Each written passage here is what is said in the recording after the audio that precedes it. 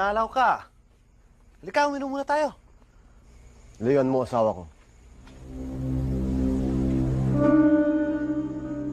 Alam ko na ang lahat. Wala ka nang dapat pang ipaliwanag.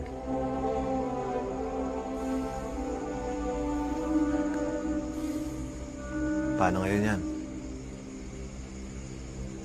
Anong gusto mong mayari? Pipigilan mo ako? Tatakutin? Walang maaaring sumira ng relasyon namin ni LV.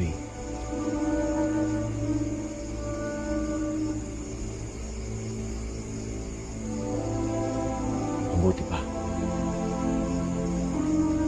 Lumayo ka na lang. Kahit saan kayo pupunta, masusundan ko kayo.